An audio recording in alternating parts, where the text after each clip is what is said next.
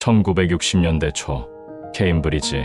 스티븐 호킹은 평범한 대학원생이었다. 파티 가고 술 마시고 친구 만나고 공부는 별로 안 했다. 1963년 루게릭병 진단.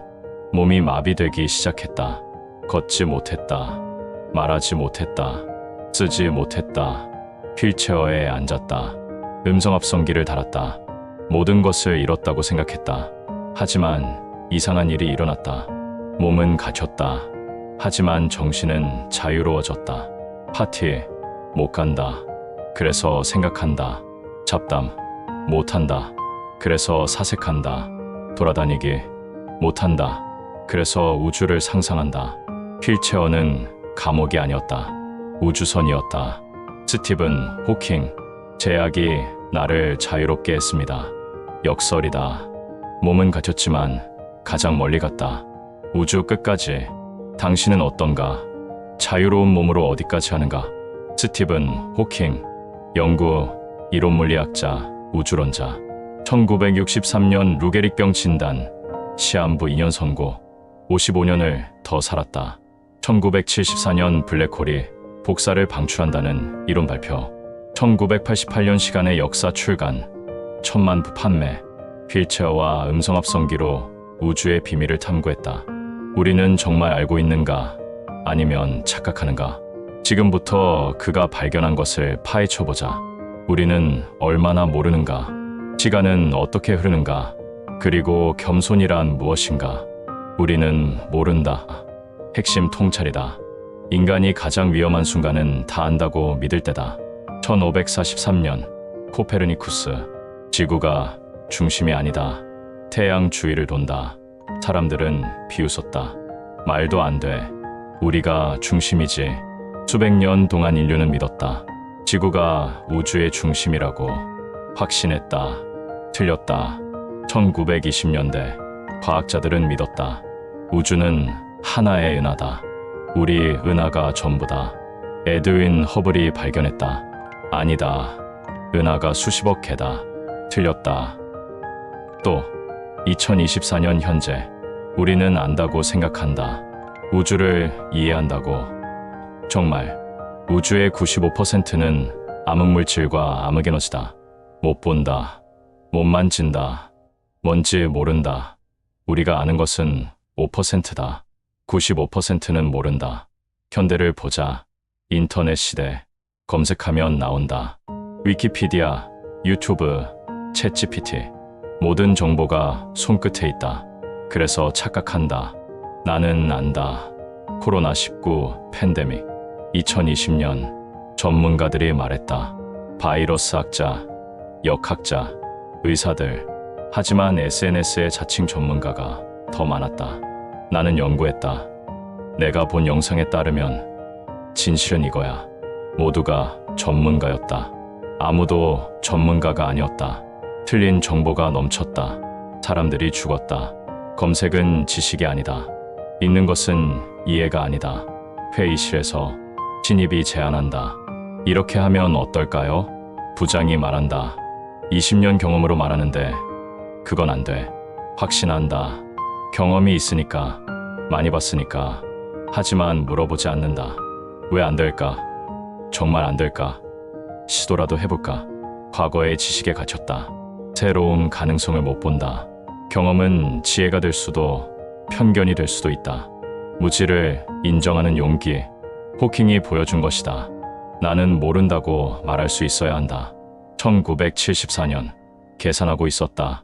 블랙홀에 대해. 블랙홀. 모든 것을 삼킨다.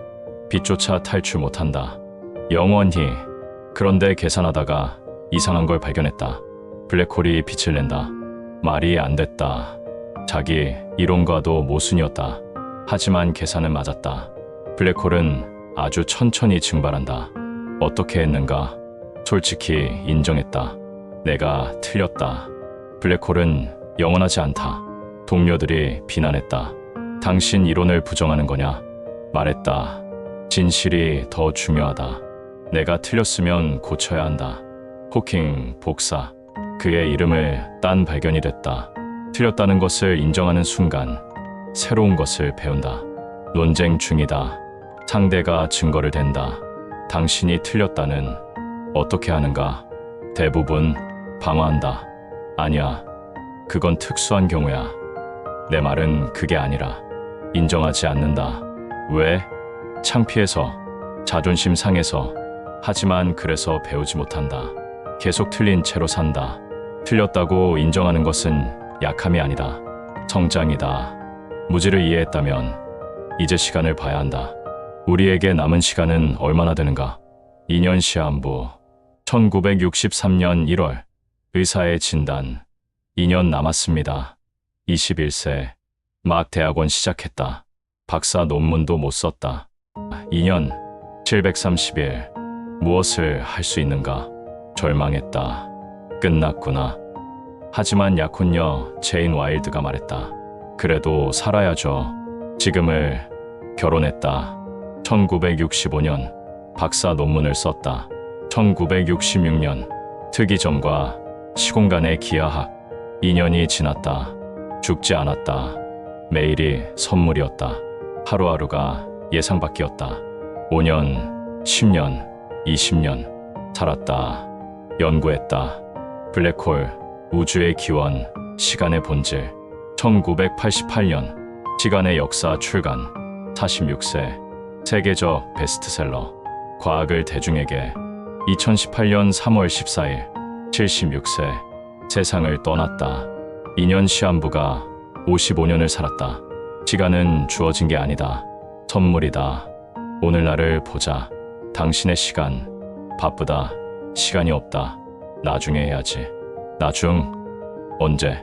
은퇴하면. 70세 넘어서. 그때 할 수 있을까? 체력은? 건강은? 21세에 시한부 선고받았다. 매일을 마지막처럼 살았다. 당신은 시간이 무한하다고 착각한다. 미룬다. 낭비한다. 시간은 많지 않다. 지금 하라. 한계 수억 무한. 역설이다. 몸은 가장 제약받았지만 정신은 가장 자유로웠다. 1985년 폐렴으로 기관 절개술. 목소리를 완전히 잃었다. 말할 수 없다. 쓸 수 없다. 움직일 수 없다. 끝인가? 아니다. 시작이었다. 음성합성기를 달았다. 뺨 근육으로 컴퓨터를 조작했다. 한 단어 쓰는데 몇 분, 한 문장에 몇십 분. 하지만 멈추지 않았다. 강연했다. 전 세계를.